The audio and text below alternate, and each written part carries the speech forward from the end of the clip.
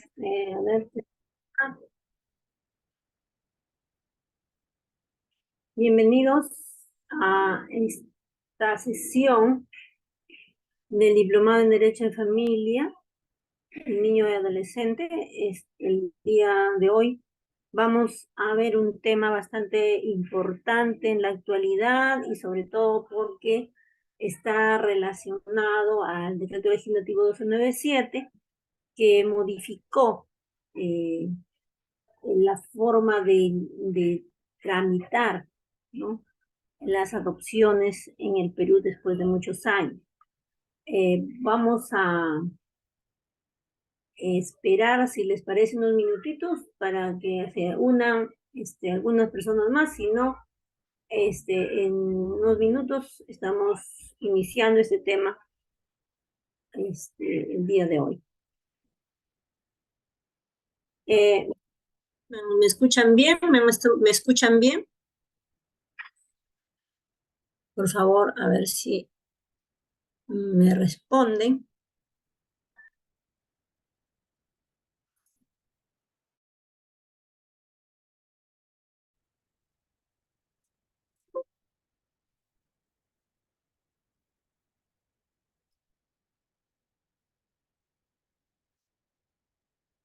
Bien.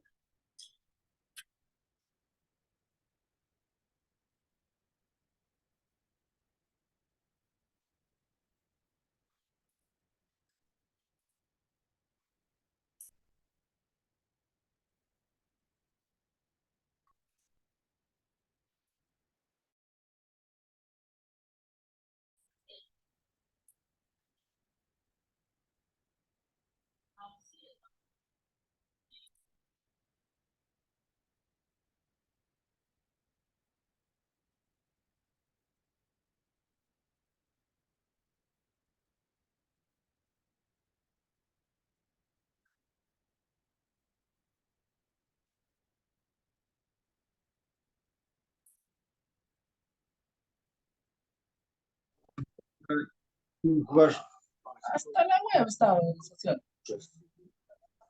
Sus refuerzos. Tú, chóquela, pero ahí sí está haciendo muy bien, Alejo. Hazlo jugar el fachón.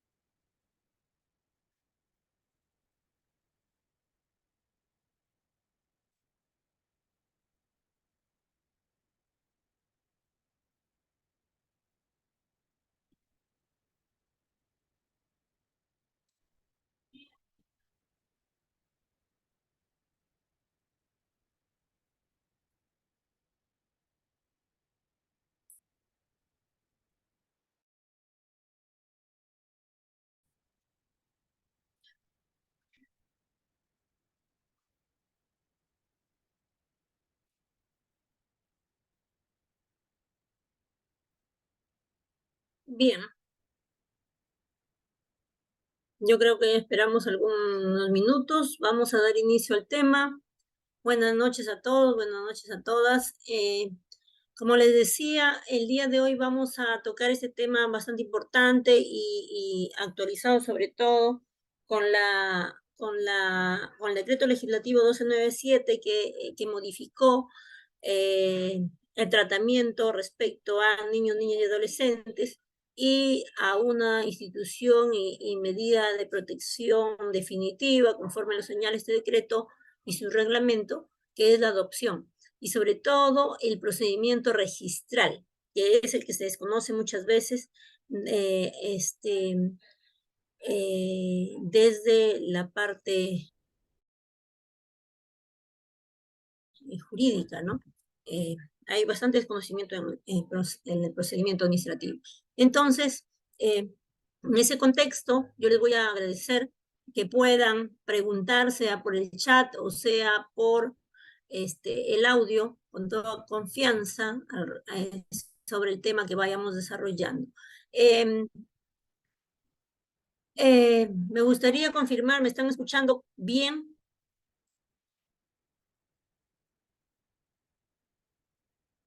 Si no hay respuesta, imagino que es afirmativo, ¿no? Porque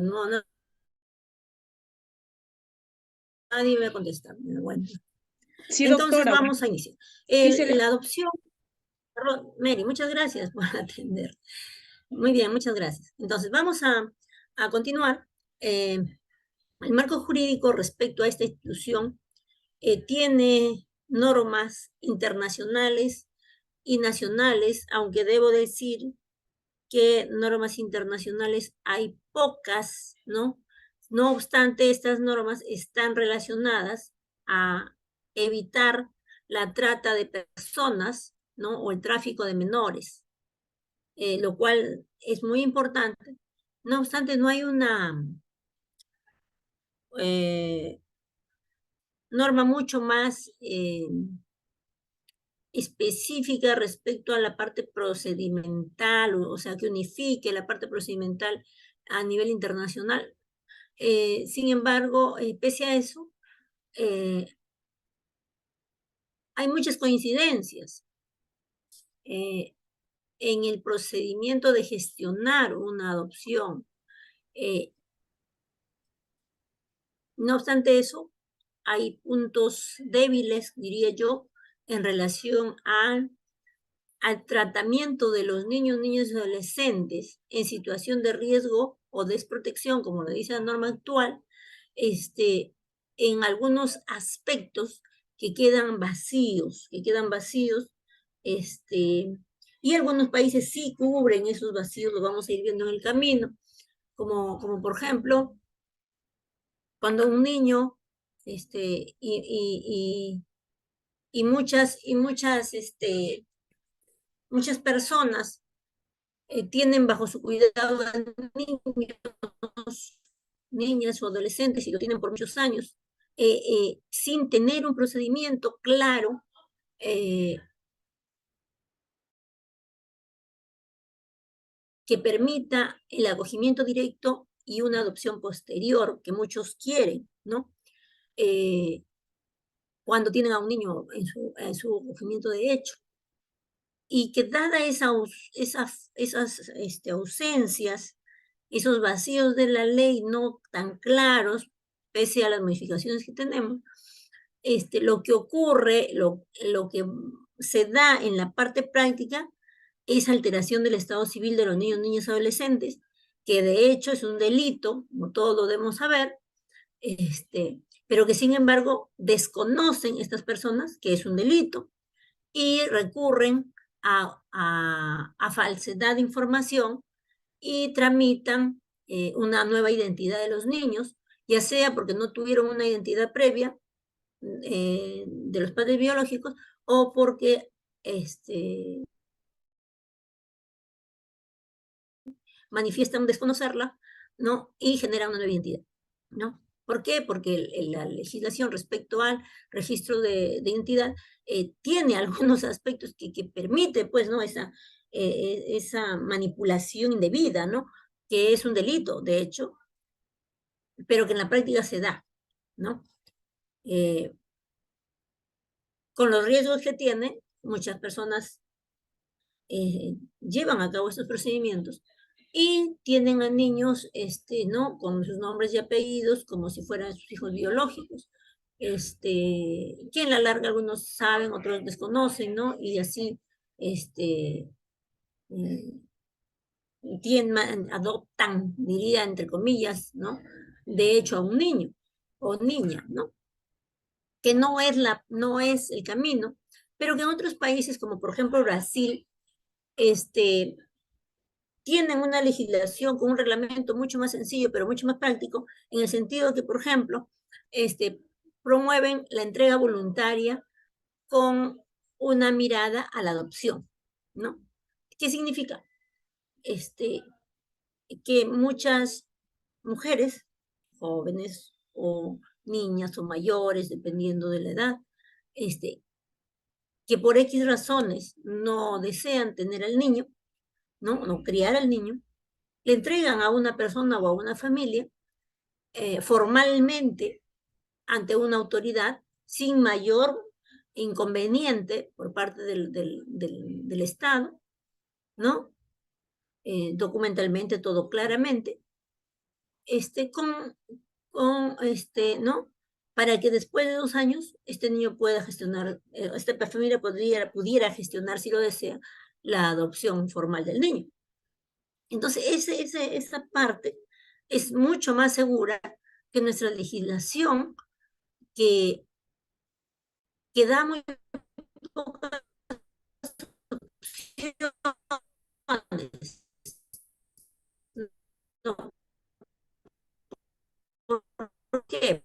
Por ejemplo, el decreto legislativo, bueno, el decreto legislativo 1297, estaba el Código de Niños y Adolescentes y el Código Civil, que establecían el marco jurídico, ¿no? Y que la adopción formal dentro del sistema, la adopción pasado 2 años, ¿no? De manera judicial, ¿no? De un niño, y la adopción, bueno, de incapaces y de personas capaces adultas, ¿no? Eso está claro. Sin embargo, con la idea de descongestionar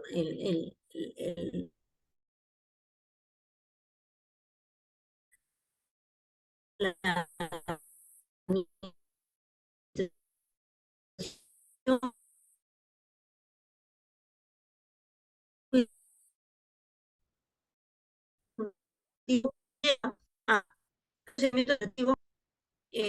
dejando solo en la vía oficial,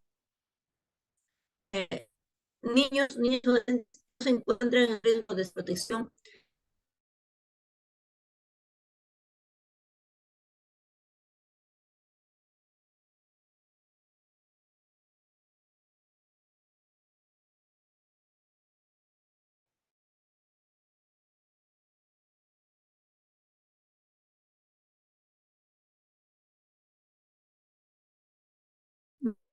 No declara, no se declara.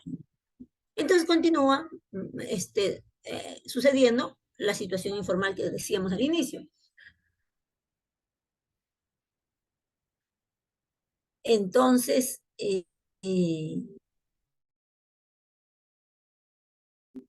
o sea, el fin de la norma no está funcionando. No está funcionando.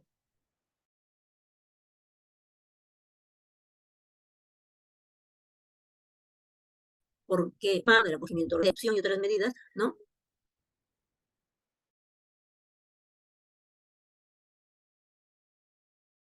Con el operador, ¿no? O sea, ¿cuál es la visión del operador respecto al acogimiento y a la adopción, ¿no?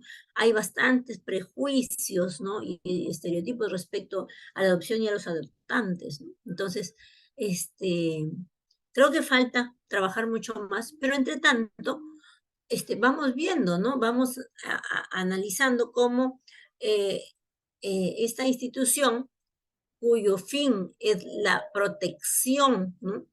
De los niños y adolescentes,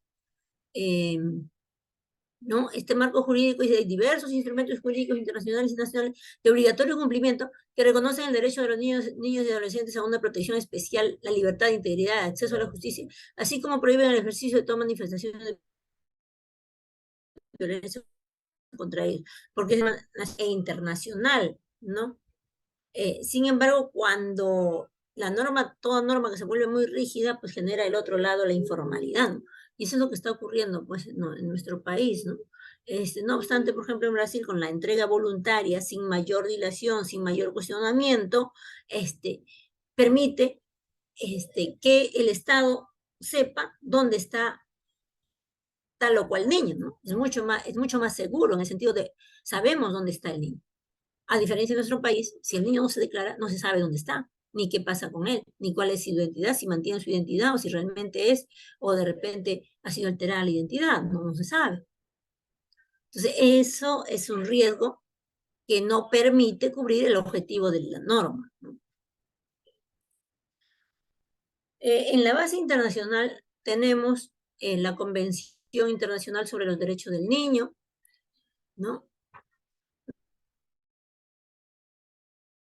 Nuestra la ley 27337, que es el Código de Niños y Adolescentes, que ha sido modificado por el Decreto Legislativo 297, la Ley General de Centros de Atención Residencial Niños, Niños y Adolescentes, en lugares donde se va a llevar a cabo o ejecutar la medida de protección temporal, que es el acogimiento residencial, y que, según la norma, es en última instancia un acogimiento residencial.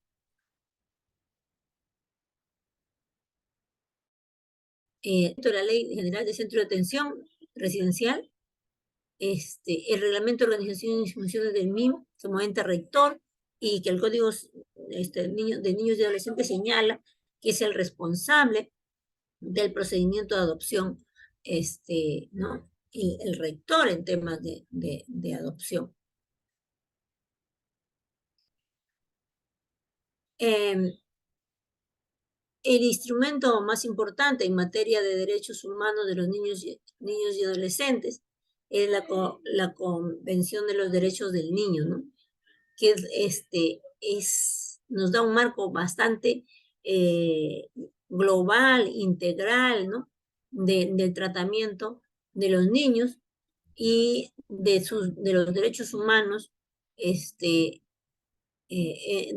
niño en relación a su familia y al Estado, ¿no?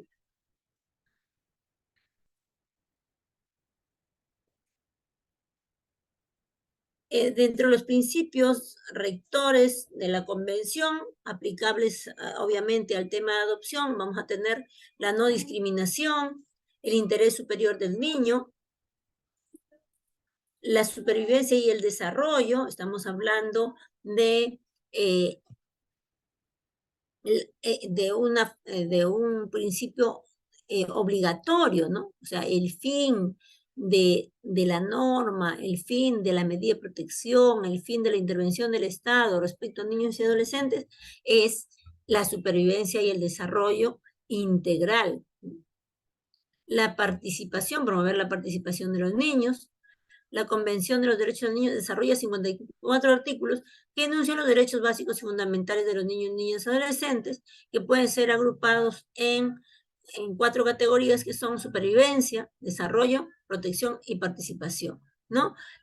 La Convención nos lleva a la obligación del Estado de incorporar estos principios y esta regulación en nuestra normatividad, y es lo que se ha buscado con el decreto legislativo 1297, que tiene también inmerso en su contenido un concepto de familia, un concepto de sociedad y del Estado, y en cómo ésta interviene en el cuidado de niños, niñas y adolescentes, y previene el riesgo o interviene en la desprotección, ¿no? Teniendo como concepto, ¿no? Como definición, una familia como núcleo central de protección. Por tanto, la adopción de medidas especiales para la protección de niños y adolescentes, tanto del Estado como de la familia, la comunidad y la sociedad a la que pertenece, debe asegurar que el niño, ¿no?, tenga protección y cuidado que sean necesarias para su bienestar, para su desarrollo integral, ¿no?, social, moral, psicológico, etcétera, ¿no?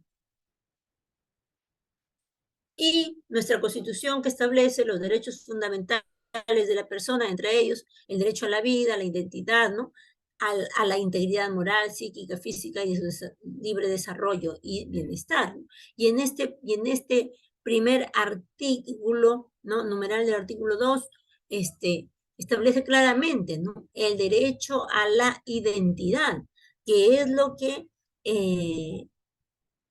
está un tanto flojo todavía, porque si bien es cierto, el fin de la norma es claro, en la práctica está perdiendo el objetivo. O sea,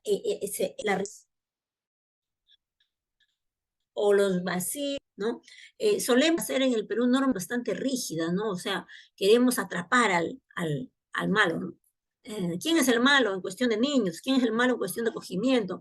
¿Quién es el malo cuando se cuida a un niño, ¿no? De repente estás traficando? O sea, se suele ir más a pensar negativamente del cuidador, que a observar una situación más objetiva, ¿no? Entonces, allí es donde esa rigidez se torna insegura pues para el niño, ¿no? El Código de Niños y Adolescentes contenía, antes del 1297,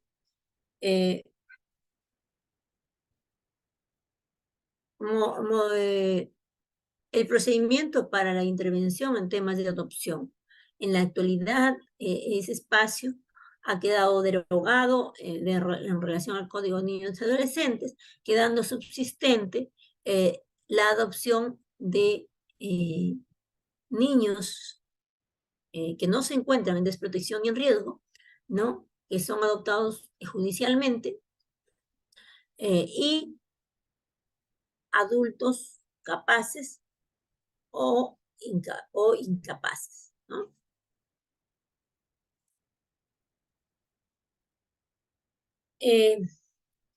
Las normas nacionales e internacionales establecen principios y regulaciones orientadas a la protección contra los malos tratos. Y dice, los Estados partes adoptan todas las medidas de protección legislativas, administrativas, sociales y educativas para proteger al niño contra cualquier forma de violencia, descuido, trato negligente, ¿no? Violencia mental, estamos hablando de psicológica, violencia física, eso es mucho más claro, ¿no? Castigos corporales y que dañen, ¿no? Que causen eh, daño, ¿no? Al niño en su desarrollo, ¿no? Abusos y explotación sexual, torturas o penas inhumanas o degradantes y violencia entre niños, ¿no? Violencia entre niños está referido a, por ejemplo, niños mayores, ¿no? De cierta edad con niños mucho más pequeños, ¿no?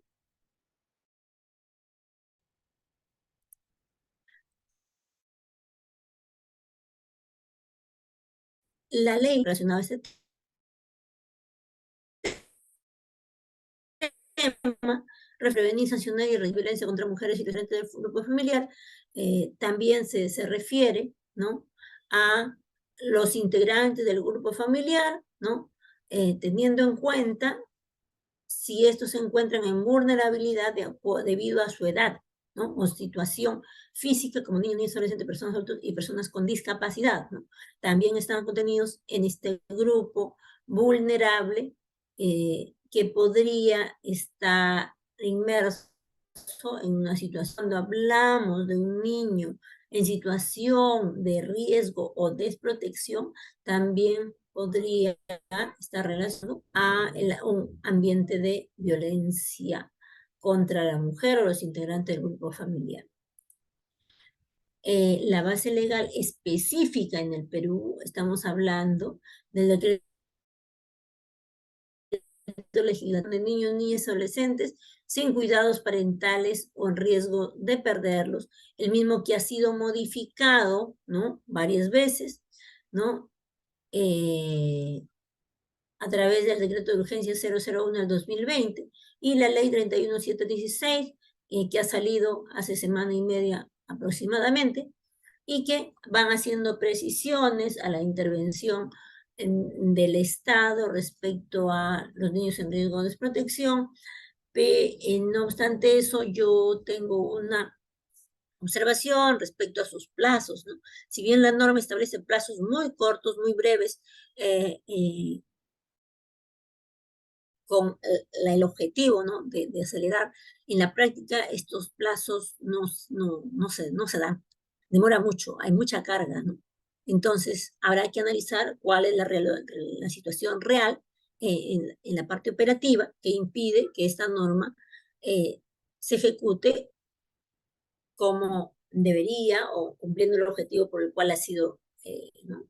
regulada.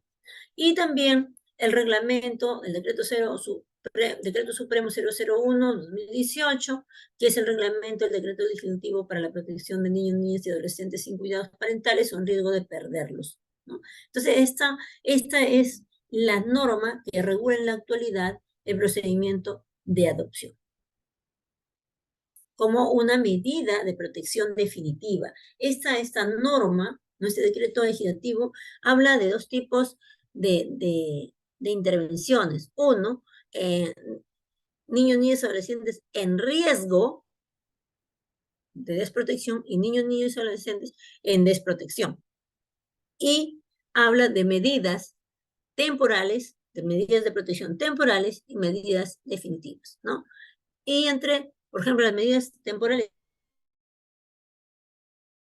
está el acogimiento por terceros, acogimiento de hecho, acogimiento residencial, ¿no? Y en las medidas definitivas está la adopción. No obstante, esas medidas no son limitativas, puede darse otro tipo de medidas de acuerdo a la situación que requiera, ¿no? Recordemos que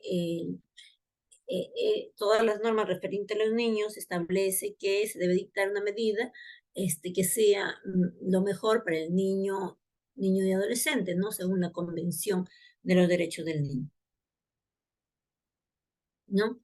En ese sentido, estas normas pues definen la adopción como una institución a través de la cual el adoptado adquiere la calidad de hijo del adoptante, de pertenecer a su familia consanguínea, considerada por el Código de Niños y Adolescentes como una medida de protección al niño y adolescente, por el cual, bajo la vigilancia del Estado, ¿no? Se establece un vínculo con otras personas que no tienen vínculo biológico, pero que genera un vínculo legal y con todos los derechos de hijo, ¿no? El decreto legislativo 1297 establece que la adopción del niño o niña adolescente declarado en estado de desprotección familiar y adoptabilidad conforma una familia con él o los adoptantes, constituyéndose en parte de esta, con todos sus derechos y obligaciones en calidad de hijo o hija, extinguiéndose a su vez cualquier efecto legal por razón de parentesco con sus ascendientes o colaterales consanguíneos, siendo la adopción una medida de protección de carácter pleno, indivisible, y establece de manera irrevocable la relación paterno-filial entre él o la adoptante y la o el adoptado, ¿no? Y miren acá, hay varios puntos que resaltar. Uno, dice, la adopción. Dice, mediante la adopción, la niña y adolescente declarado en estado de desprotección. ¿Qué significa? Que para que haya una adopción a través del procedimiento del decreto legislativo 1297, debe previamente haber sido declarado en desprotección familiar. Y la condición de adoptabilidad. Estas dos acciones son consecutivas. La primera debe ser resuelta y debe emitirse una resolución declarando que las unidades de protección especial, ¿no? Y luego, ¿no? A través de la dirección de adopciones, de ser declarado en adoptabilidad. ¿Qué significa? Que está apto para ser adoptado por una familia o persona, ¿no? Luego dice, ¿no? Y acá te está dando los pasos, ¿no? Luego dice, después de la adoptabilidad viene la adopción, consecuencia de ello, este niño o niña, ¿no? O adolescente, adquiere la calidad de hijo, ¿no? Y te está dando ya cuál es la consecuencia de esa adopción, o sea, cuáles los efectos de la adopción y genera parentesco y pierde el parentesco consanguíneo con cualquiera de sus ascendientes o colaterales, ¿no? Y señala, la adopción es una medida de carácter pleno, indivisible, y establece de manera irrevocable la relación paterno-filial. ¿Qué significa todo eso? Una vez llevada a cabo la adopción, es posible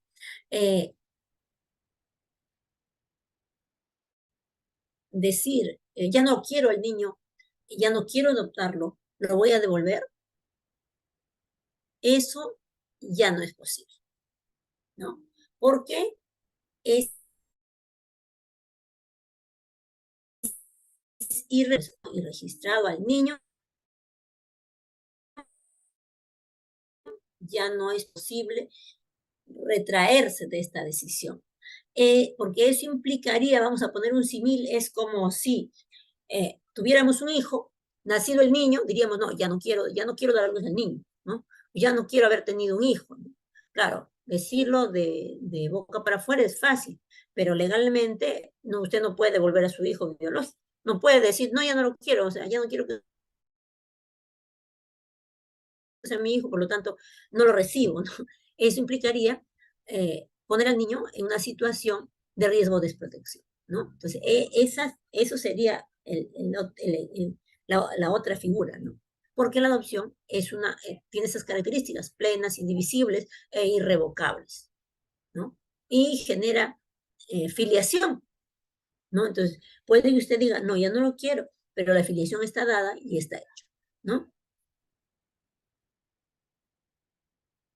Y aquí está el paso a paso, ¿no? El niño, niña o adolescente debe ser declarado previamente en desprotección, seguido de la adoptabilidad y la adopción, ¿no? La desprotección se da, la investigación de riesgo o desprotección, se da en las unidades de protección del Ministerio de la Mujer, la adoptabilidad y la adopción se va a dar en la Dirección de Adopciones, también del Ministerio de la Mujer, áreas diferentes, pero una misma institución. ¿Por qué? Porque estamos hablando acá de que la adopción de niños en riesgo o desprotección es una es un procedimiento administrativo y judicial, no obstante su esencia es administrativa. ¿Cuáles son los requisitos para la adopción? ¿No? El Código Civil, en su artículo 378, establece los requisitos para la adopción y dice que el adoptante goce de solvencia moral. Indudablemente es algo que van a evaluar, ¿no? Que la edad del adoptante sea por lo menos igual a la suma de la mayoría de edad y la del hijo por adoptar. ¿Qué significa? Por ejemplo, a ver, si el adoptante tiene 25 años, ¿no? Vamos a ver al revés. A ver, si el niño tuviera 5 años, el adoptante debería tener, dice, mayoría de edad más la del hijo por adoptar. Eso significa 18 años más 5, o sería 23, ¿no? Entonces, mínimamente, el adoptante debería tener 23 años. ¿Me dejo entender? ¿Está claro para todos? Espero que sí, ¿no? Que cuando el adoptante sea casado o concurra el asentimiento de su cónyuge. ¿Qué significa? Es posible que un cónyuge adopte a un niño o niña o adolescente solo, sin su cónyuge. Sí, sí, es posible. No obstante, la norma le pide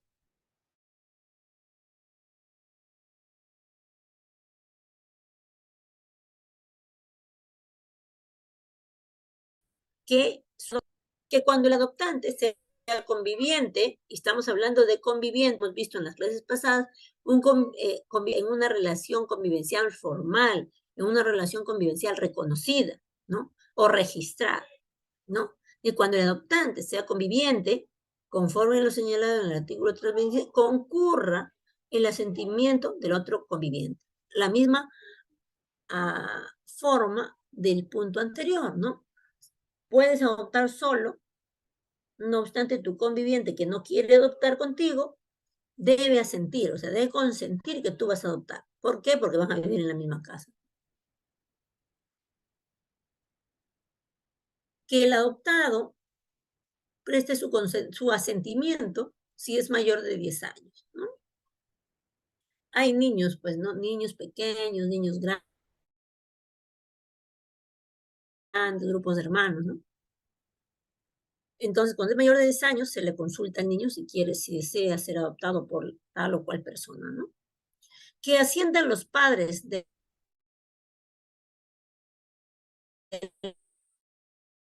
adoptado o testatela, ¿no? Eso está más relacionado a un niño que no se encuentra en riesgo ni en desprotección, pero que es adoptado, ¿no? Que va a conformar luego, ¿no? Como padres, el padre biológico o madre, con el adoptante, que es el cónyuge o la cónyuge de este último, ¿no?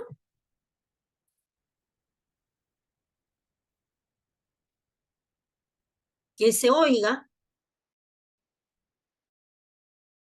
al tutor o curador del adoptado, consejo de familia, si el adoptado es incapaz, ¿no? El tutor es cuando es menor de edad y el curador puede ser cuando es mayor de edad incapaz o cuando tiene bienes, ¿no? Bajo cuidados, ¿no? Y el consejo de familia, que en algunos existe, ¿no? Para los bienes, ¿no? Del adoptado, ¿no? De la edad incapaz, ¿no? Entonces acá está hablando de mayores de edad.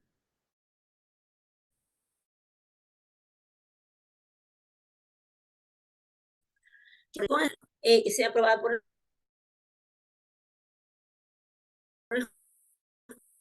juez, eso en justicia de la parte administrativa a través del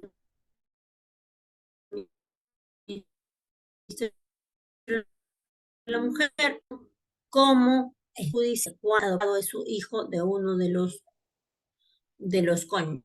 ¿No? Que si el adoptante es extranjero y el adoptado menor de edad, aquel ratifique personalmente ante el juez su voluntad de adoptar, ¿no? Al niño, ¿no es cierto? Y se exceptúa este requisito si el menor se encuentra en el extranjero por motivo de salud.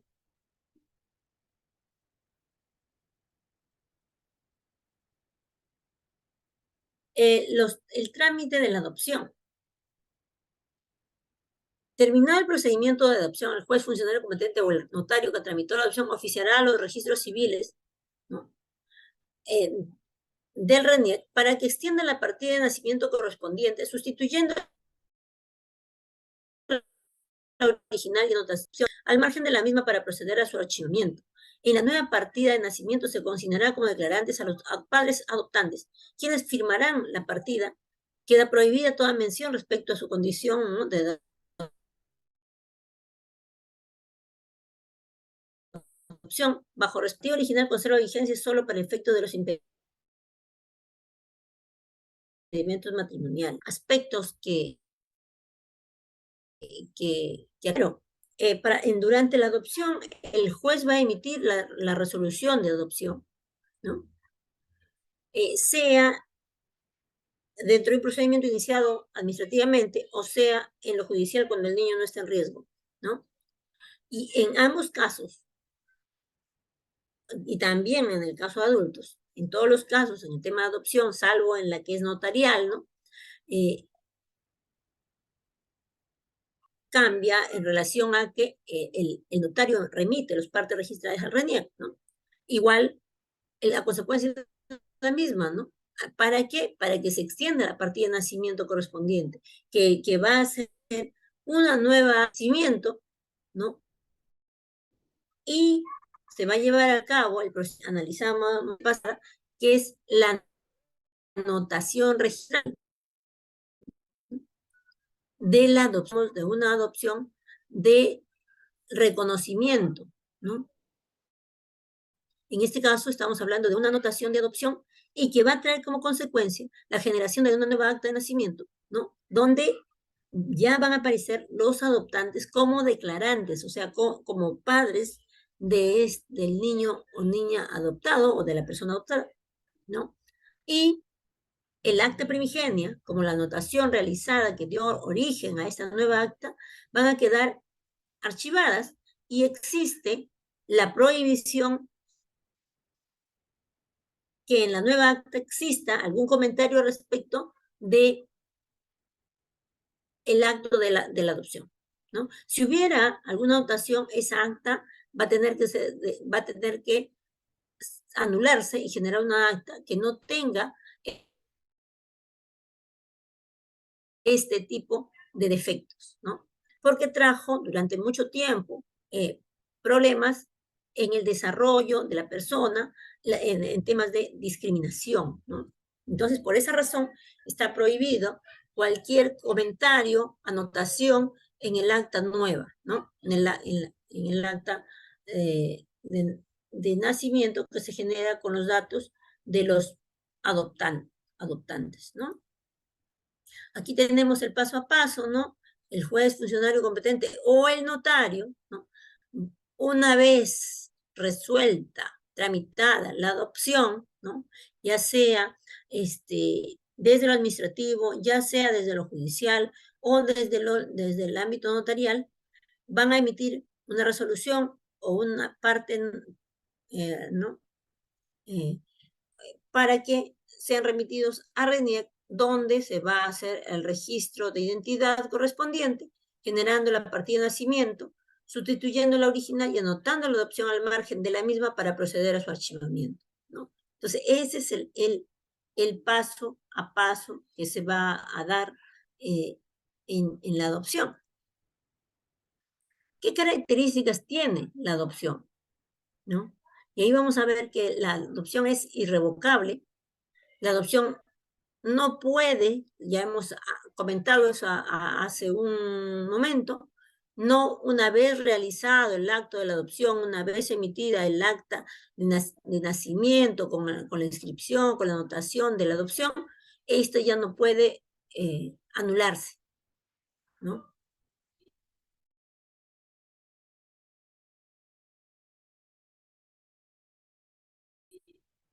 Puede hacerse bajo modalidad alguna. Y yo adopto a niño o niña la adopción de diferentes maneras, ¿no?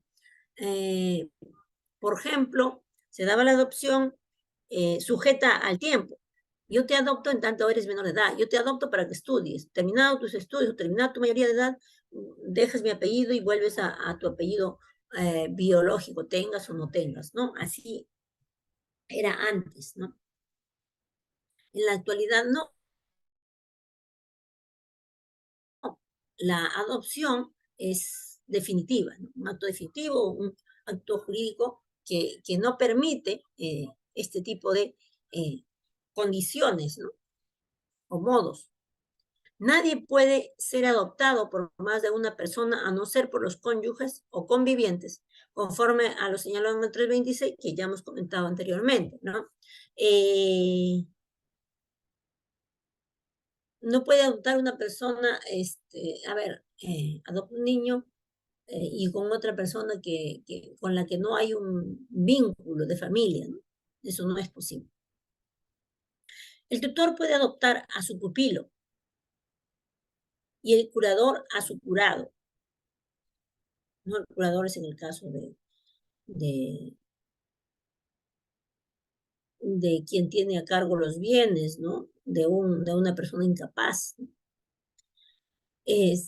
Puede aprobarlo después de aprobar las cuentas de su administración y satisfecho el alcance que resulte de ellas. Es decir, debe haber un inventario, un balance de los estados de cuenta de los bienes del adoptado. Si la persona a quien se pretende adoptar tiene bienes, la adopción no puede realizarse sin que dichos bienes sean inventariados, tasados judicialmente y sin que el adoptante constituya garantía suficiente a juicio del juez, ¿no? Eso para evitar que el niño sea adoptado por el interés patrimonial que tiene, ¿no? Y que este patrimonio se vaya a perder, ¿no? O vaya a ser utilizado, ¿no? por el adoptante, ¿no? Aprovechado. Entonces, para evitar eso, la norma dice, no, puede, sí, siempre y cuando haya inventario,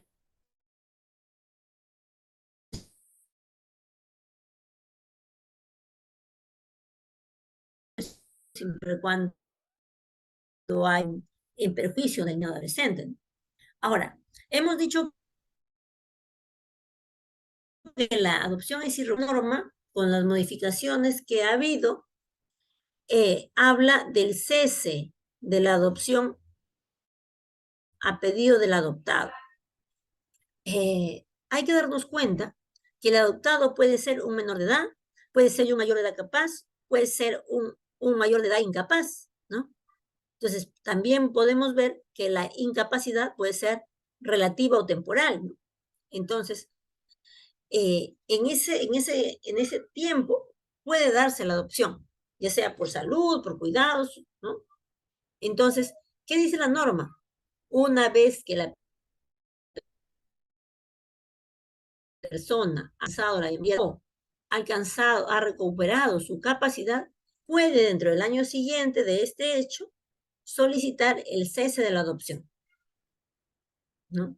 El menor o el mayor incapaz que haya sido adoptado puede pedir que se deje sin efecto la adopción dentro del año siguiente a su mayoría de edad o a la fecha en que desapareció su incapacidad, ¿no? El juez lo declarará sin más trámite. En tal caso, recupera sin efecto retroactivo la afiliación consanguínea y la partida correspondiente, ¿no? Eso significa que recupera vigencia su acta primigenia, ¿no? Y aunque la norma no lo dice, ¿no? ¿Qué ocurre? ¿Qué va a ocurrir si el acta primigenia ya tiene una anotación textual, ¿no? Entonces, la norma prohíbe este tipo de actos. Entonces, va a tener que emitirse una nueva acta, ¿no? El acta respecto al cese de la adopción y generarse una nueva acta que no contenga ningún comentario respecto a los antecedentes de adopción que tiene la persona, ¿no? Eh, eh, por consecuencia y cumplimiento de los principios, ¿no? De protección a la persona, ¿no? Dice, en tal caso recupera vigencia sin efecto retroactivo la afiliación consanguínea y la partida correspondiente. El registro de Estado Civil respectivo hará inscripción del caso por mandato judicial. Esa inscripción va a ser nuevamente una anotación textual. ¿Cuándo se va a dar un proceso judicial de adopciones? ¿Cuándo puede iniciarse una adopción judicial, ¿no? El Código del Niño y Adolescentes nos habla, ¿no? Que excepcionalmente puede llevarse a cabo, ¿no? Este proceso judicial de adopciones, ¿no? En el juzgado especializado, ¿no? Se puede solicitar quién es el que posea vínculo matrimonial con el padre o madre del niño o el adolescente por adoptar. ¿Qué significa? Que este niño se encuentre en riesgo de desprotección conforme al decreto legislativo 1197. No, este tipo de adopción judicial no está contenido, no es parte del procedimiento que establece el decreto legislativo 1297, ¿no? Entonces, un hijo de una persona, un hijo biológico, puede ser adoptado por su conviviente de esta persona o por su esposo o esposa, o sea, por su pareja, ¿no? ¿Puede ser adoptado? Sí, vía judicial. Y en ese caso, ¿no? El niño, al ser adoptado, pasará a tener el apellido del padre o madre biológica más el apellido de su adoptante. El que posea, dice otro vínculo de parentesco hasta el cuarto grado de consanguinidad o segundo de afinidad con el niño o adolescente pasible de adopción. O sea, ya no es el padre, no es la madre, no es en este caso, es un familiar. Cuando hay familiaridad, ¿no? Hasta el 4º grado de consanguinidad es posible la adopción judicial.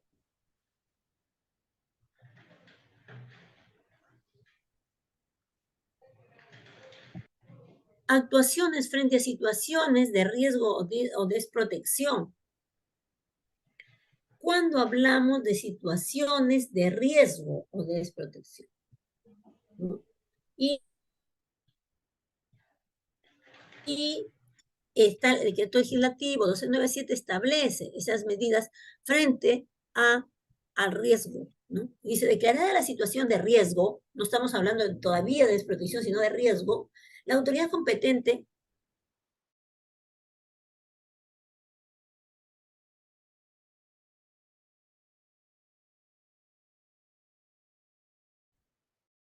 las medidas de acción.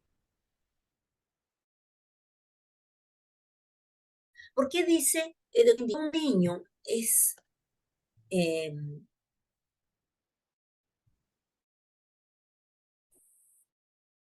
encontrar situación de riesgo? Se establece hacer el paso que vamos a seguir, ¿no? Individual,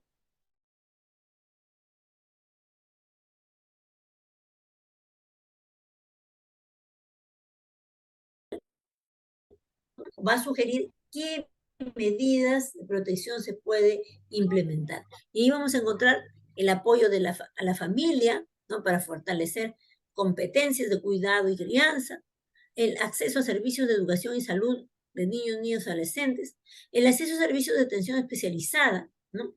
Y el apoyo psicológico a favor del niño, niño, adolescente y su familia, o acceso a servicios para prevenir y abordar situaciones de violencia, acceso a servicios de cuidado y acceso a servicios de formación técnico-productiva para la o el adolescente y su familia, así como la exclusión a programas sociales, ¿no? Todas estas medidas pueden ser aplicadas ante una situación de riesgo,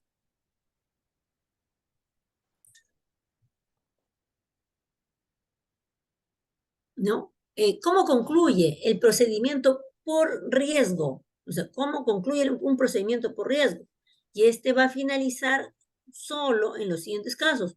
Cuando se han logrado los objetivos del plan de trabajo individual, ¿no? Y hemos dicho, y este procedimiento establece, ¿no? que la intervención de cualquier caso se tiene que hacer un plan de intervención, ¿no? Entonces, cuando se han logrado los objetivos, puede darse por finalizado el procedimiento de actuación, ¿no? Cuando la amenaza o afectación del ejercicio de los niños, niñas o adolescentes se ha incrementado convirtiéndose en una situación de desprotección. En ese caso, ya se va a pasar al procedimiento por desprotección.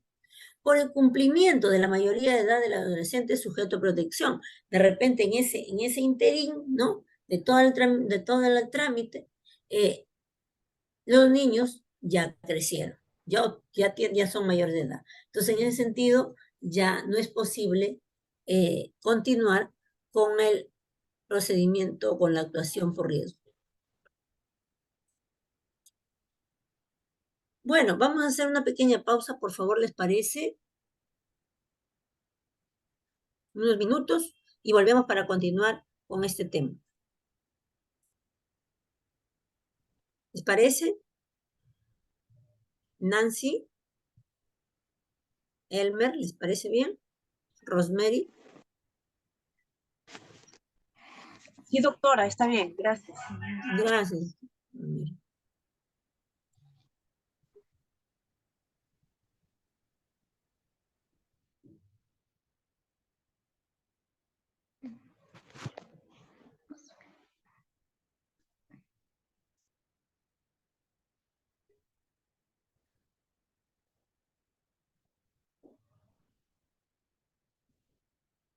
Continuamos, por favor, estamos. Ya.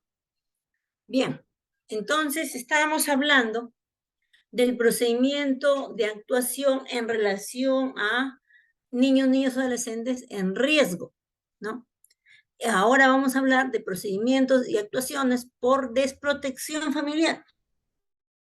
Son dos tipos de actuaciones, riesgo y desprotección, ¿no? En este caso, la actuación se orienta a incrementar los factores de protección y disminuir o eliminar los factores de riesgo que incidan en la situación personal, familiar o social en la que se encuentra el niño o niña adolescente a través de medidas de protección con la finalidad de lograr un retorno a su familia siempre que ello responda a su interés superior. ¿Qué está? Cuando esté en riesgo, se hacen medidas de protección tendientes a prevenir, a fortalecer capacidades. Cuando ya el niño o niña adolescente está en desprotección, lo que se busca es modificar conductas, modificar contextos, ¿no? Fortalecer contextos, ¿no? Dice con la finalidad de que el niño retorne, ¿no? Porque en este caso, cuando está en desprotección, se retira el niño de ese ambiente, ¿no? Ya sea a una familia de acogida o sea a un centro residencial de acogida, ¿no? O de menores. Entonces, ¿qué se busca ahora? Que durante un periodo en el cual se lleva a cabo el plan de intervención individual, ¿no? Respecto del niño o niña, ¿no? Este plan incluya, ¿no? Acciones para que el niño vuelva a la familia de origen, ¿no? Ese es el fin legal. Y siempre que eso corresponda a su interés superior. Lamentablemente, ¿no? Muchas veces en este interín, ¿no? Pasa mucho tiempo, entonces los niños pasan mucho tiempo institucionalizados, ¿no? Lamentablemente, y en la institucionalización, pues como podemos comprender, la atención para el niño no es la mejor, o sea, no es la más óptima en el sentido que no es lo más adecuado, porque un niño necesita generar apego, generar estructuras, generar rutinas, y en esas rutinas, y en esas estructuras, y en esos apegos, genera habilidades sociales, genera desarrollo cerebral estructural importante para el desarrollo de la adultez, ¿no? Eso es muy, muy, muy esencial en la vida del ser humano. Entonces, institucionalizados, ¿no? No reciben necesariamente todas estas condiciones, pueden recibir alimentación, de repente educación académica, pero no, los vínculos no son los mejores, no es lo más apropiado. Y estos vínculos no solamente son emociones, bueno, sino que desarrolla el cerebro, ¿no? Y ese cerebro con estructuras, con vínculos, responde mejor en la sociedad. Y eso, a eso se debe apuntar, o sea, pensando en el bienestar del niño, sí, pero tratando en todo lo posible de que el niño sea institucionalizado, o si lo está, sea el menor tiempo posible, ¿no? Totalmente práctico, o sea, no solamente en la norma. Entonces, cuando hay situaciones de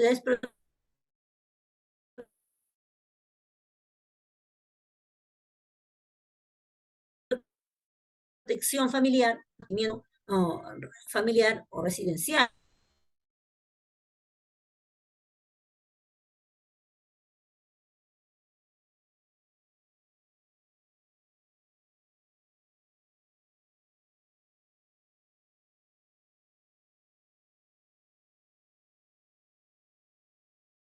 desempeño,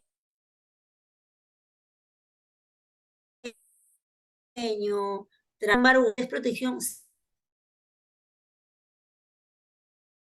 Ahora,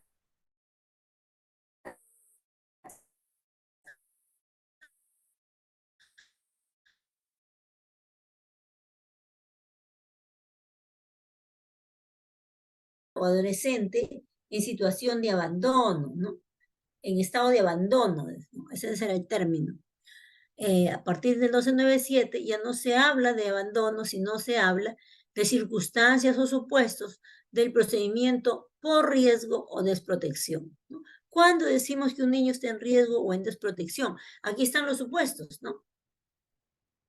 ¿Qué dice la norma? Dice, se entiende por situación de riesgo, desprotección, cuando se produce alguna de las siguientes circunstancias que valoradas y ponderadas conforme a los principios, necesidades y proporcionalidad del acuerdo o tabla de valoración de riesgos que tiene esta norma, ¿no? Suponga, ¿no? Que esta situación suponga una amenaza o afectación al derecho que no revista gravedad para la niña o adolescente. Ahí estamos hablando de riesgo, ¿no? Violencia física, dice, riesgo de desprotección, o sea, puede llevar a la desprotección. Violencia física o psicológica en agravio del niño o de los que no constituye una situación grave de acuerdo a la tabla, ¿no? O sea, son situaciones de repente normalizadas, ¿no? Deserción escolar, ausentismo esporádico o abandono escolar sin razones justificadas, ¿no?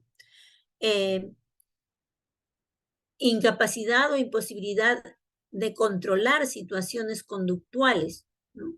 De las niñas y adolescentes que pueda llevar a una situación de desprotección, peligro inminente de hacerse daño o de hacerlo a terceras personas, ¿no? Y que no está siendo controlada. Descuido o negligencia que pone en riesgo leve el desarrollo integral de la niña, niño o del adolescente de acuerdo a la valoración de riesgo, ¿no? Trabajo infantil o situación en calle, o aquel que suponga una afectación de derechos que no revista gravedad para el niño, niña o adolescente, o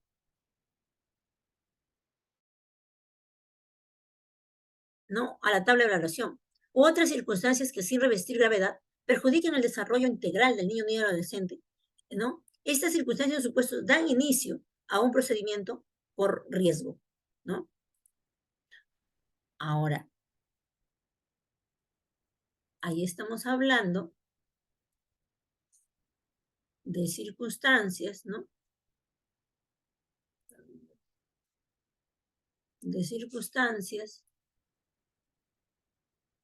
que van a referirse a, estamos hablando a desprotección. Sin embargo, cuando nos referimos a circunstancias o supuestos del procedimiento de desprotección, o sea, ya estamos hablando del segundo supuesto, que es la desprotección, ¿no? Ahí vamos a hablar que se entiende por desprotección, ¿no?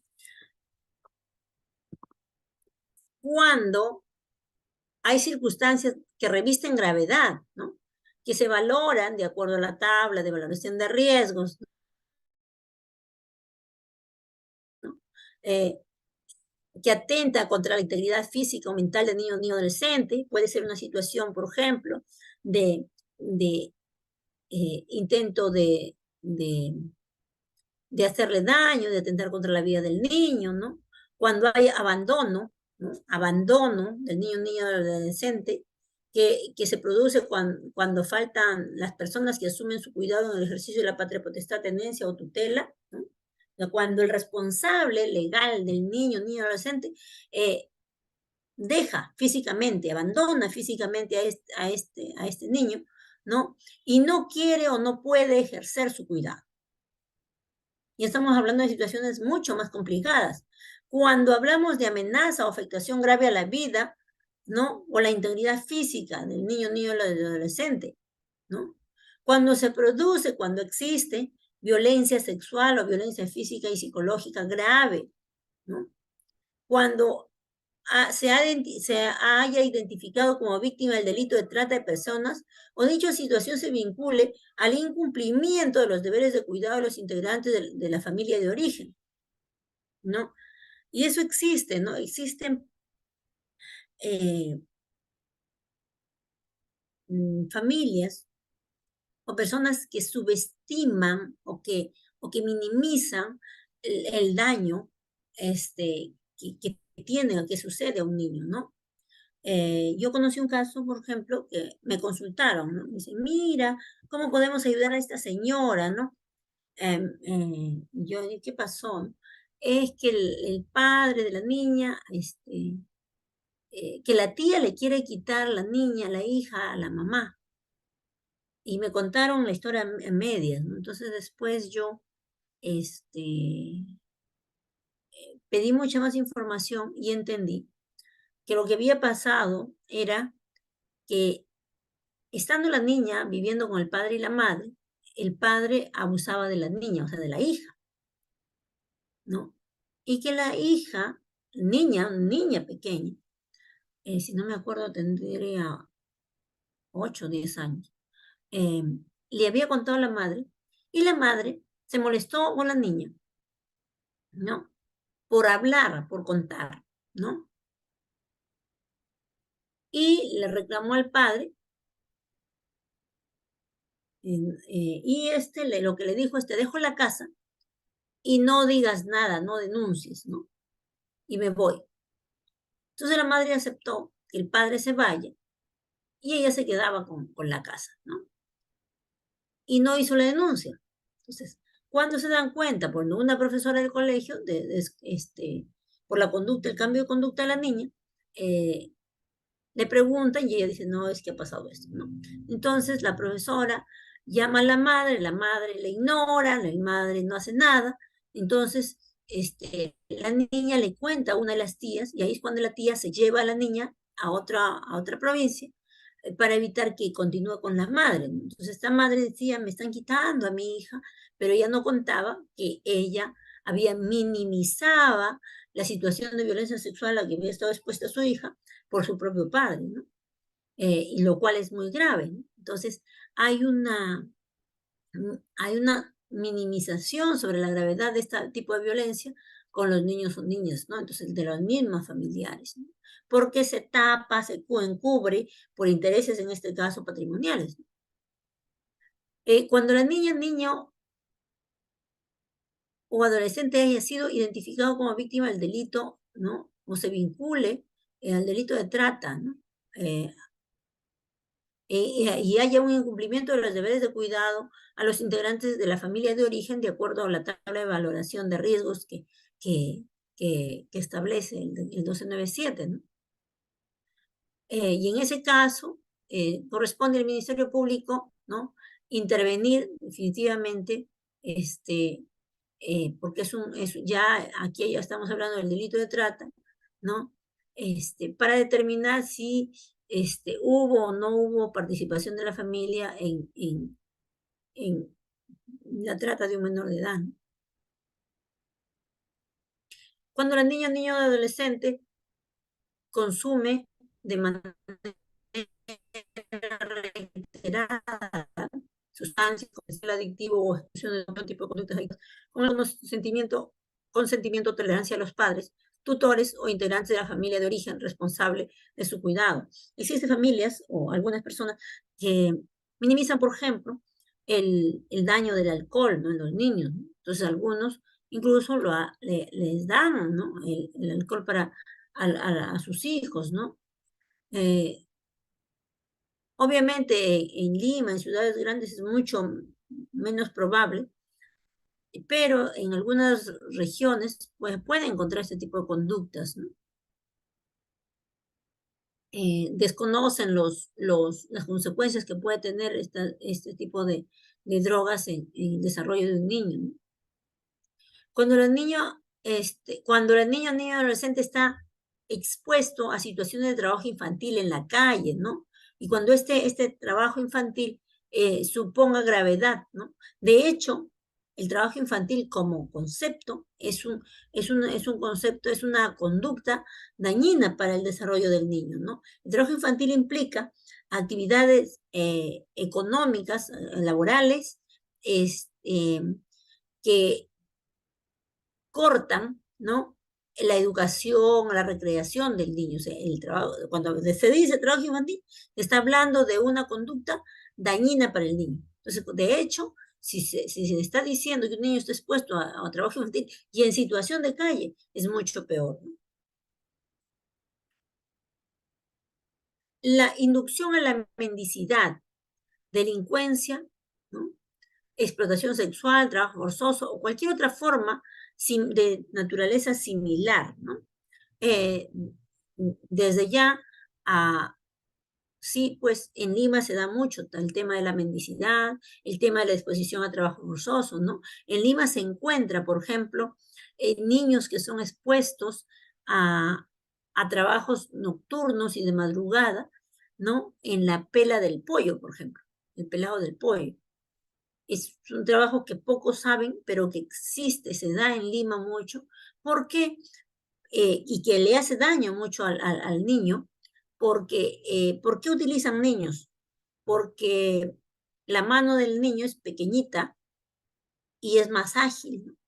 Entonces, ¿qué hacen? Sacan los pollos calientes, ¿no? Con plumas y el niño lo despluma, ¿no? Pela el pollo.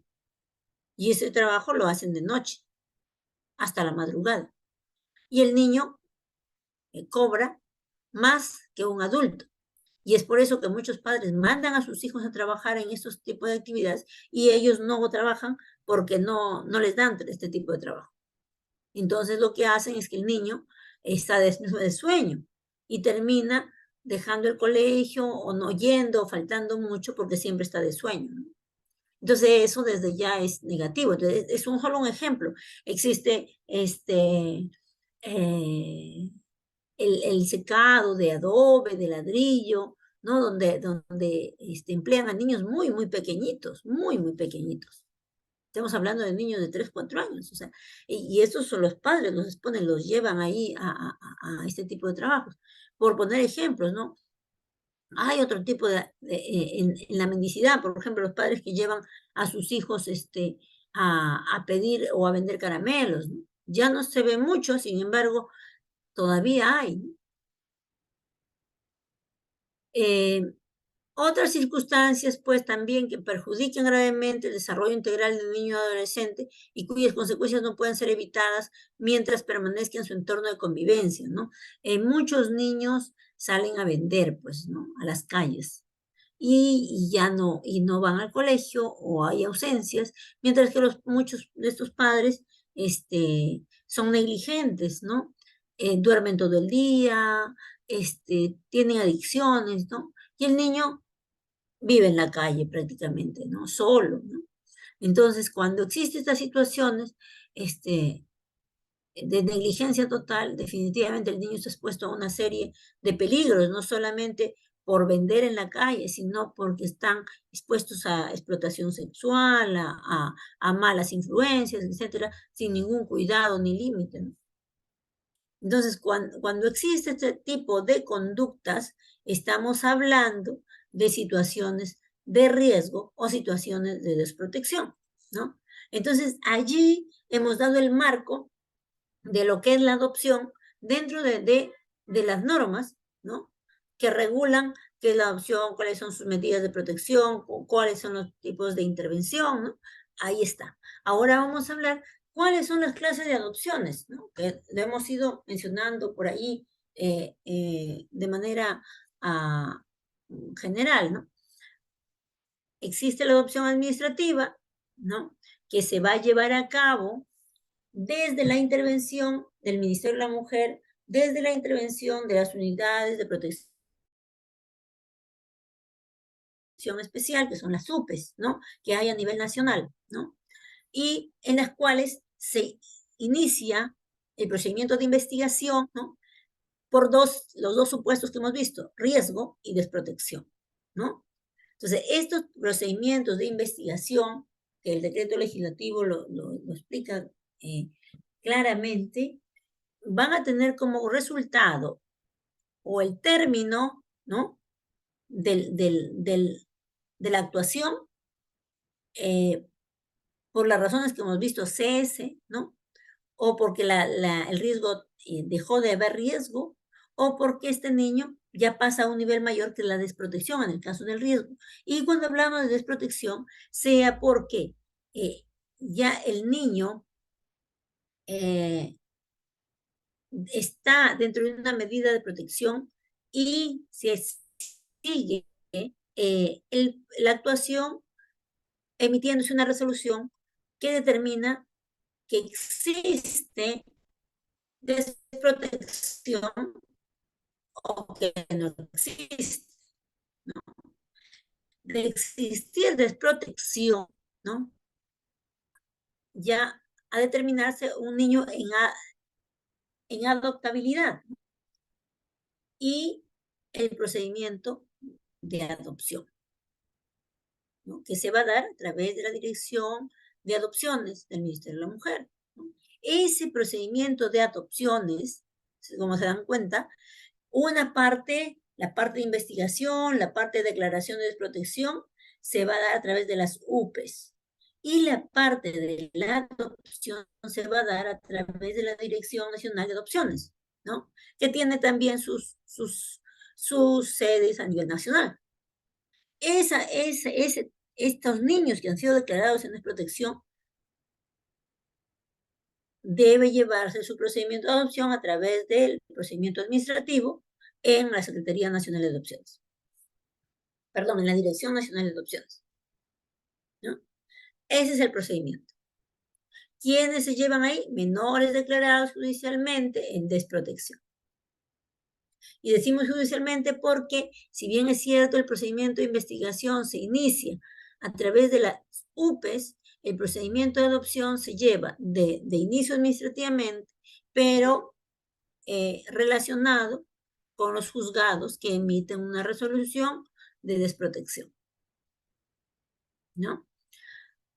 Ahí estamos hablando de niños declarados en desprotección, el procedimiento administrativo. Hablamos del procedimiento de adopción notarial, solamente en el caso de personas mayores de edad capaces, ¿no? Usted desea adoptar a un chico que tiene 20 años, el chico es totalmente capaz, no tiene problemas mentales, ¿no? Ningún tipo de incapacidad jurídica. Entonces, este procedimiento se da a través de las notarías. La adopción judicial, del cual ya hemos hablado también, ¿no? De menores que no se encuentran en estado de riesgo o desprotección y que no han sido declarados en desprotección, ¿no? Este procedimiento es un procedimiento judicial por excepción, ¿no?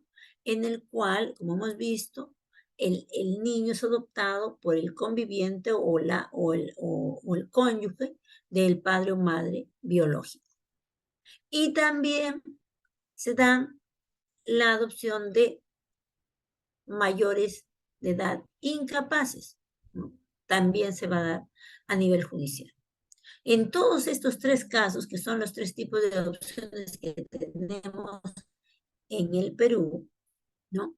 Como vemos, no existe un procedimiento previo, no existe una entrega voluntaria, no existe un procedimiento para dar seguridad jurídica ¿no?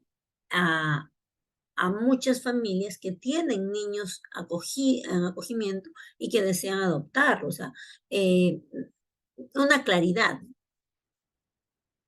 que debe haber claridad, ¿no? Para que haya seguridad jurídica y estas personas con tranquilidad puedan reportar, comunicar, ¿no? O sea, esto no hay claridad. O sea, si bien es cierto, la norma especifica, sí, este es el procedimiento paso a paso, o es muy técnica o es muy rígida, ¿no? Entonces, en el Perú existen estos tres tipos de opciones. Los tres tipos de opciones van a emitir una resolución, ¿no? O un parte notarial, en el caso notariales, que va a dar, ¿no? Pie a el registro de identidad, ¿no? Entonces, aquí vamos el paso a paso del registro de adopción. Ya estamos hablando, ya terminamos lo que es la adopción a nivel procedimental y ahora vamos a ver el registro de la adopción a nivel del registro de identidad.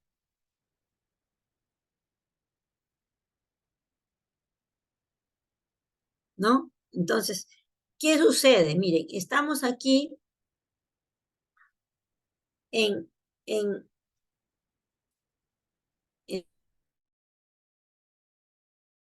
estamos aquí en la parte de donde está la resolución o el parte notarial, sea administrativa o sea judicial. Miren acá, ¿no?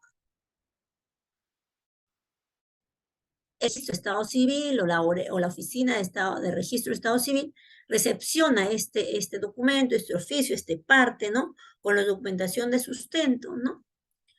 Y la OREC lo que va a hacer es evaluar, obviamente, la documentación y hacer una anotación de adopción en el acta primigenia. Conforme lo explicamos la semana pasada, esta anotación, si el acta es horizontal, lo hará en el margen. Si el acta es vertical, lo hará en el reverso, ¿no? Si el acta es electrónica, lo hará en, en las anotaciones textuales electrónicas, ¿no?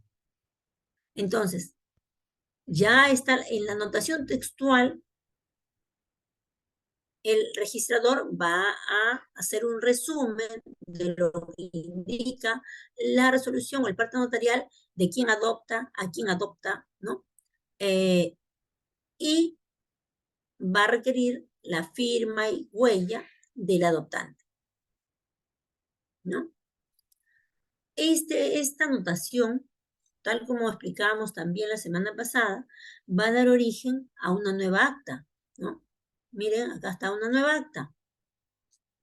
Después de la anotación viene la emisión de una nueva acta.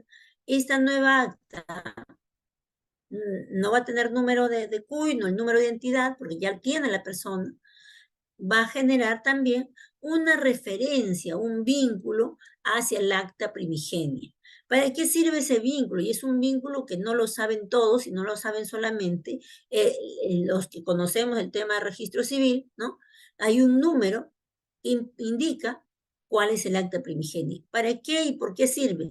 Por las razones que señalaba el Código Civil, ¿no? Porque toda la información queda archivada, ¿no? Queda archivada. Y al estar archivada, ¿no? Es válido para solicitar una copia del archivamiento para impedimento matrimonial, solo para esas circunstancias.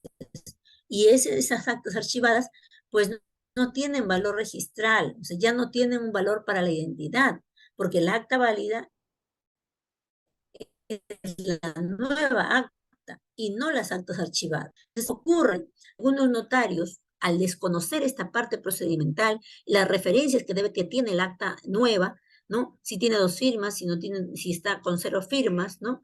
Desconocen, ¿no? Entonces piden el acta archivada, pero legalmente eso no es posible que el registrador los emita, porque la condición para emitir esto es el impedimento matrimonial. Solo por esa razón. De otro modo, no se debe pedir ni emitir esas actas archivadas porque ponen en riesgo la integridad de la persona. ¿Por qué? Porque muchas personas tienen problemas para aceptar pues la adopción, ¿no? Entonces, no, es hijo adoptado, es hija adoptada, y empiezan la discriminación o los malos tratos, etcétera, ¿no es cierto? Entonces, para evitar estas circunstancias, es que la ley dice, no, esto queda archivado. Entonces, hay que conocer este tipo de referencias que tiene el acta, como les estoy diciendo, las actas nuevas tienen un número de referencia que hace notar que hay una anotación textual, que hay un acta primigenia, ¿no? Pero no dice, pues, esa anotación si es por adopción o por reconocimiento o por qué razones, pero hay una anotación, ¿no? Entonces, quienes saben se dan cuenta que esta acta nueva es un acta, una segunda acta con total validez, ¿no? Entonces, es necesario que aprendamos esto para que no se cometan los errores por los cuales se demora la atención a los padres muchas veces de los niños, pidiendo actas archivadas que no tienen sentido porque esas no tienen validez registral, no sirven, sino más bien ponen en riesgo la identidad de decir, oye, fuiste adoptado, ¿no? La que tiene validez, la que sirve, la que tiene vigencia, es la nueva acta. No sé si aquí queda claro porque me interesa que esta parte quede claro para todos. ¿Hay alguna pregunta? Nancy, Rosemary, Elmer.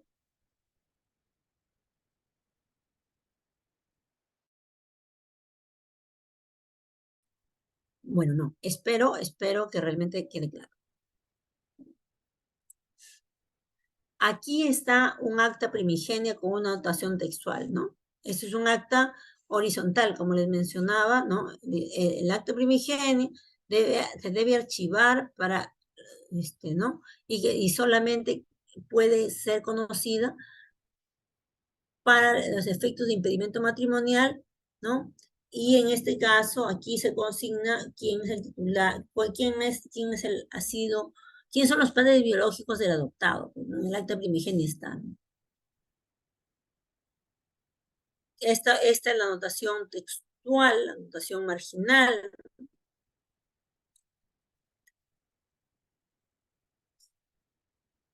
Y viene la emisión de la nueva acta, que es un acta celeste, ¿no? Y que, por ejemplo, en un acta vertical, no sé si me están siguiendo, en un acta vertical, la anotación, la referencia, va a estar en la parte de observaciones o en la parte posterior. Y aquí está en la parte posterior cómo cómo aparecen las referencias. Miren, número del libro, número de acta, ¿no? Y año del acta.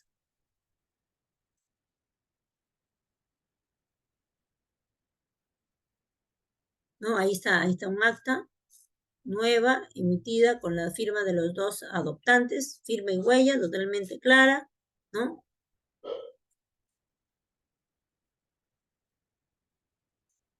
Y esta es un acta, la que hemos visto anteriormente es un acta manual, ¿no? Es un acta manual.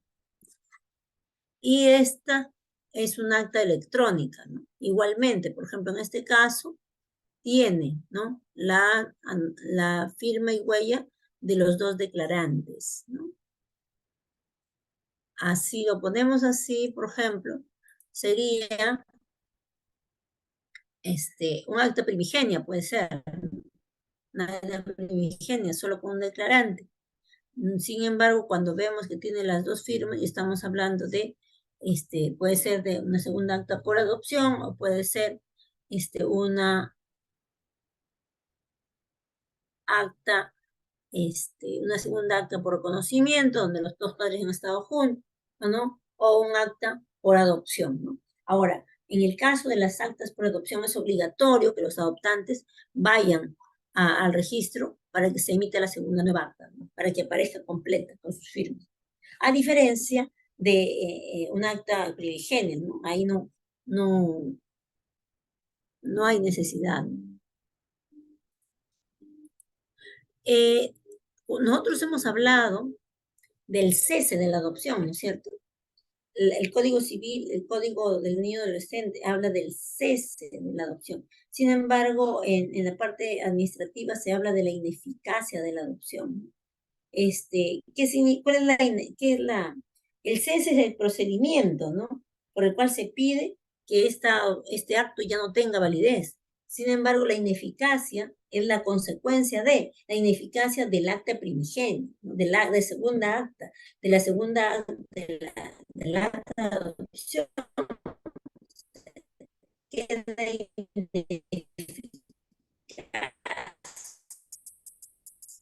es nulo e ineficaz, ¿no?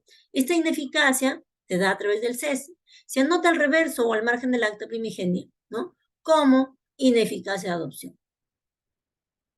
El mismo trámite se efectúa en el acta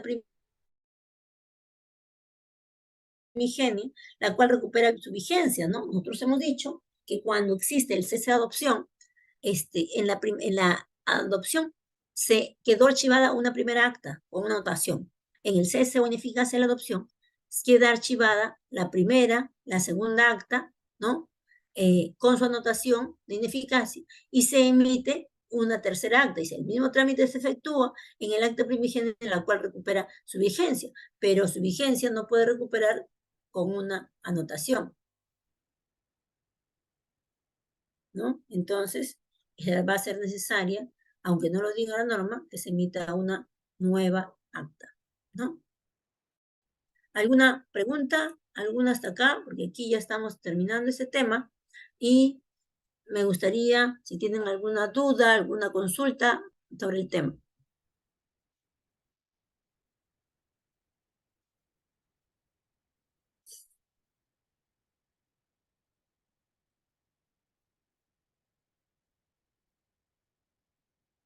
¿No? Elmer, Nancy, Rosemary, ¿todo claro?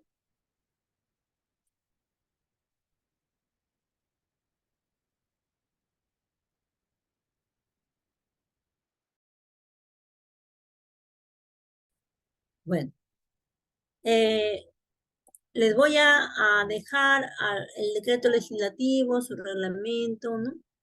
Es, eh,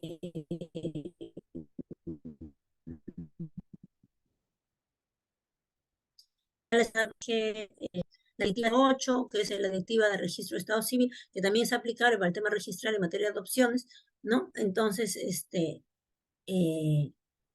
esto les sugiero que lo lean.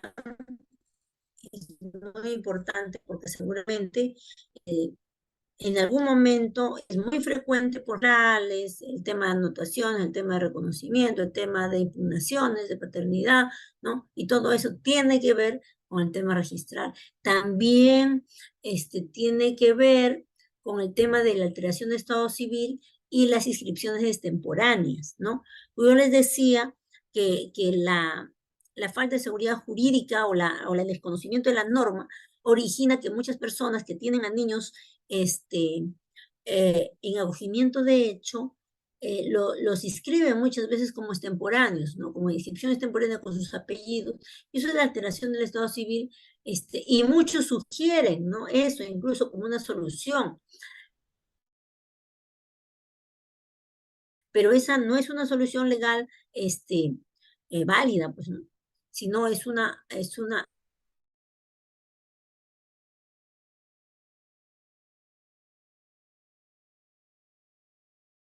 procedimiento en el caso de adopciones si alguien quiere adoptar un niño o adolescente, ¿no?